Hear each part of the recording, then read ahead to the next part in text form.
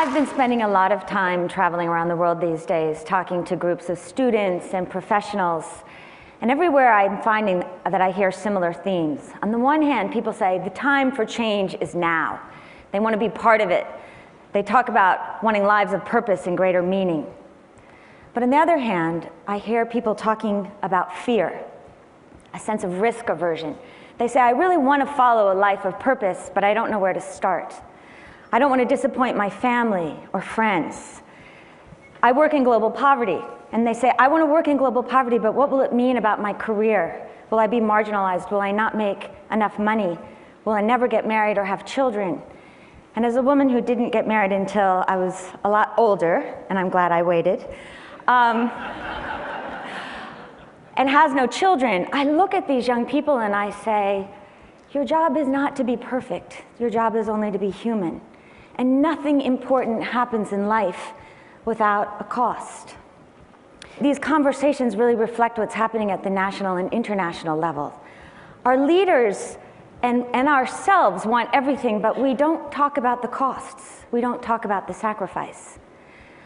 One of my favorite quotes from literature was written by Tillie Olson, the great American writer from the South, in a short story called Oh Yes. She talks about a white woman in the 1950s who has a daughter who befriends a little African-American girl. And she looks at her child with a sense of pride, but she also wonders, what price will she pay?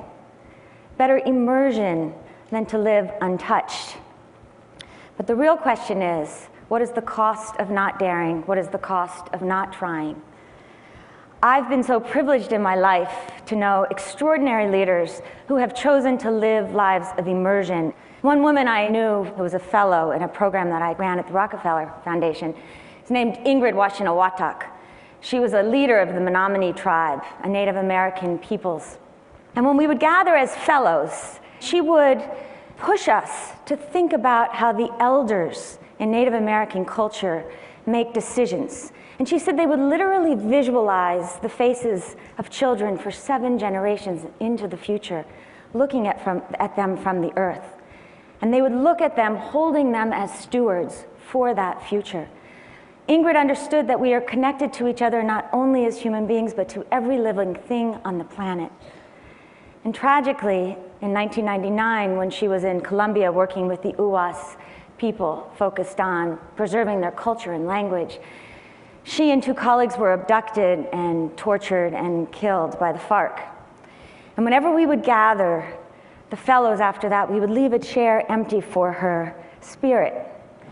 And more than a decade later, when I talk to NGL fellows, whether in Trenton, New Jersey, or the office of the White House, and we talk about Ingrid, they all say that they're trying to integrate her wisdom and her spirit and really build on the unfulfilled work of her life's mission. And when we think about legacy, I can think of no more powerful one, despite how short her life was. And I've been touched by Cambodian women, beautiful women, women who held the tradition of the classical dance in Cambodia. And I met them in the early 90s. In the 1970s, under the Pol Pot regime, the Khmer Rouge killed over 1 million people. And they focused and targeted the elites and the intellectuals, the artists, the dancers. And at the end of the war, there were only 30 of these classical dancers still living. And the women who I was so privileged to meet when there were 3 survivors told these stories about lying in their cots in the refugee camps. They said they would try so hard to remember the fragments of the dance, hoping that others were alive and doing the same. And one woman stood there with this perfect carriage, her hands at her side, and she talked about the reunion of the 30 after the war and how extraordinary it was, and these big tears fell down her face. But she never lifted her hands to move them. And the women decided that they would train not the next generation of girls because they had grown too old already, but the next generation. And I sat there in the studio watching these women clapping their hands, beautiful rhythms, as these little fairy pixies were dancing around them wearing these beautiful silk colors. And I thought, after all this atrocity, this is how human beings really pray. Because they're focused on honoring what is most beautiful about our past and building it into the promise of our future. And what these women understood is sometimes the most important things that we do and that we spend our time on are those things that we cannot measure. I also have been touched by the dark side of power and leadership. And I have learned that power, particularly in its absolute form, is an equal opportunity provider. In 1986, I moved to Rwanda, and I worked with a very small group of Rwandan women to start that country's first microfinance bank. And one of the women was Agnes, there on your extreme left. She was one of the first 3 women parliamentarians in Rwanda, and her legacy should have been to be one of the mothers of Rwanda. We built this institution based on social justice, gender equity, this idea of empowering women. But Agnes cared more about the trappings of power than she did principle at the end. And though she had been part of building a liberal party, a political party that was focused on diversity and tolerance, about 3 months before the genocide, she switched parties and joined the extremist party Hutu Power. And she became the Minister of Justice under the genocide regime, and was known for inciting men to kill faster and stop behaving like women. She was convicted of Category 1 crimes of genocide, and I would visit her in the prisons, sitting side by side, knees touching. And I would have to admit to myself that monsters exist in all of us, but that maybe it's not monsters so much, but the broken parts of ourselves. Sadnesses, secret shame, and that ultimately it's easy for demagogues to prey on those parts, those fragments, if you will, and to make us look at other beings, human beings, as lesser than ourselves, and in the extreme, to do terrible things. And there is no group more vulnerable to those kinds of manipulations than young men. I've heard it said that the most dangerous animal on the planet is the adolescent male. And so in a gathering where we're focused on women, while it is so critical that we invest in our girls and we even the playing field and we find ways to honor them, we have to remember that the girls and the women are most isolated and violated and victimized and made invisible in those very societies where our men and our boys feel disempowered, unable to provide. And that when they sit on those street corners and all they can think of in the future is no job, no education, no possibility, well then it's easy to understand how the greatest source of status can come from a uniform and a gun. Sometimes very small investments can release enormous, infinite potential that exists in all of us. One of the Acumen Fund fellows at my organization, Suraj Sudhakar, has what we call moral imagination. The ability to put yourself in another person's shoes and lead from that perspective. And he's been working with this young group of men who come from the largest slum in the world, Kibera. And they're incredible guys. And together they started a book club for 100 people in the slums. And they're reading many TED authors and liking it. And then they created a business plan competition. Then they decided that they would do TEDx's. And I have learned so much from Chris and Kevin and Alex and Herbert and all of these young men. Alex in some ways said it best. He said, we used to feel like nobodies, but now we feel like somebodies. And I think we have it all wrong when we think that income is the link. What we really yearn for as human beings is to be visible to each other. And the reason these young guys told me that they're doing these TEDx's is because they were sick and tired of the only workshops coming to the slums being those workshops focused on HIV, or at best microfinance. And they wanted to celebrate what's beautiful about Kibera and Mathari, the photojournalists and the creatives, the graffiti artists, the teachers and the entrepreneurs. And they're doing it. And my hat's off to you in Kibera. My own work focuses on making philanthropy more effective and capitalism more inclusive. At Acumen Fund, we take philanthropic resources and we invest what we call patient capital, money that will invest in entrepreneurs who see the poor not as passive recipients of charity, but as full-bodied agents of change who want to solve their own problems and make their own decisions. We leave our money for 10 to 15 years, and when we get it back, we invest in other innovations that focus on change I know it works. We've invested more than $50 million in 50 companies, and those companies have brought another $200 million into these forgotten markets. This year alone, they've delivered 40 million services like maternal health care and housing, emergency services, solar energy, so that people can have more dignity in solving their problems. Patient capital is uncomfortable for people searching for simple solutions, easy categories, because we don't see profit as a blunt instrument, but we find those entrepreneurs who put people and the planet before profit. And ultimately, we want to be part of a movement that is about measuring impact, measuring what is most important to us. And my dream is we'll have a world one day where we don't just honor those who take money and make more money from it, but we find those individuals who take our resources and convert it into changing the world in the most positive ways. And it's only when we honor them and celebrate them and give them status that the world will really change. Last May, I had this extraordinary 24-hour period where I saw two visions of the world living side by side, one based on violence and the other on transcendence. I happened to be in Lahore, Pakistan on the day that two mosques were attacked by suicide bombers. And the reason these mosques were attacked is because the people praying inside were from a particular sect of Islam who fundamentalists don't believe are fully Muslim.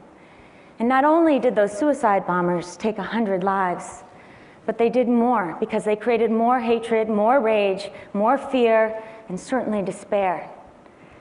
But less than 24 hours, I was 13 miles away from those mosques, visiting one of our Acumen investees, an incredible man, Javad Aslam, who dares to live a life of immersion.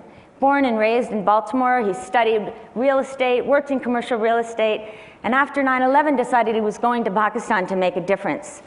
For 2 years, he hardly made any money, a tiny stipend, but he apprenticed with this incredible housing developer named Tasneem Siddiqui.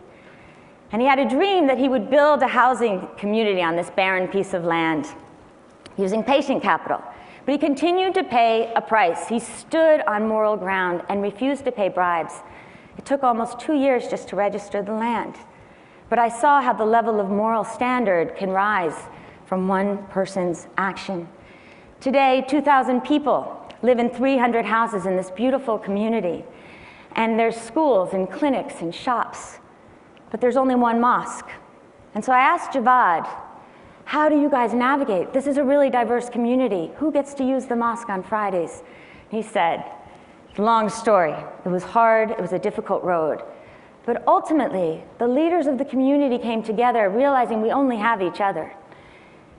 And we decided that we would elect the 3 most respected imams. And those imams would take turns, they would rotate who would say Friday prayer. But the whole community, all the different sects, including Shia and Sunni, would sit together and pray. We need that kind of moral leadership and courage in our world. We face huge issues as a world: the financial crisis, global warming, and this growing sense of fear and otherness. And every day we have a choice.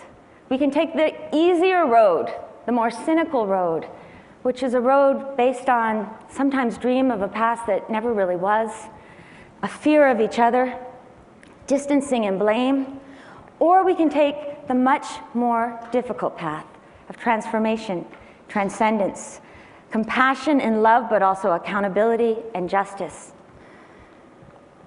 I had the great honor of working with the child psychologist, Dr. Robert Coles, who stood up for change during the civil rights movement in the United States. And he tells this incredible story about working with a little 6-year-old girl named Ruby Bridges, the first child to desegregate schools in the South, in this case New Orleans. And he said that every day, this 6-year-old, dressed in her beautiful dress, would walk with real grace through a phalanx of white people, screaming angrily, calling her a monster, threatening to poison her, distorted faces. And every day, he would watch her. It looked like she was talking to the people. And he would say, "Ruby, what are you saying?" And she'd say, "I'm not talking." And finally he said, "Ruby, I see that you're talking. What are you saying?" And she said, "Dr. Coles, I am not talking. I'm praying." And he said, "Well, what are you praying?" And she said, "I'm praying, Father, forgive them, for they know not what they are doing." At age 6, this child was living a life of immersion, and her family paid a price for it. But she became part of history and opened up this idea that all of us should have access to education. My final story is about a young, beautiful man named Josephat Byarahanga, who is another Acumen Fund fellow who hails from Uganda, a farming community. And we placed him in a company in Western Kenya, just 200 miles away. And he said to me at the end of his year, "Jacqueline, it was so humbling, because I thought as a farmer and as an African, I would understand how to transcend culture. But especially when I was talking to the African women, I sometimes made these mistakes. It was so hard for me to learn how to listen." And he said, "So I conclude that in many ways, leadership is like a panicle of rice, because at the height of the season, at the height of its powers, it's beautiful, it's green, it nourishes the world, it reaches to the heavens." And he said, "But right before the harvest, it bends over with great gratitude and humility to touch the earth from where it came." We need leaders. We ourselves need to lead from a place that has the audacity to believe we can ourselves extend the fundamental assumption that all men are created equal to every man, woman, and child on this planet. And we need to have the humility to recognize that we cannot do it alone. Robert Kennedy once said that few of us have the greatness to bend history itself, but each of us can work to change a small portion of events. And it is in the total of all those acts that the history of this generation will be written. Our lives are so short, and our time on this planet is so precious, and all we have is each other. So may each of you live lives of immersion. They won't necessarily be easy lives, but in the end, it is all that will sustain us. Thank you.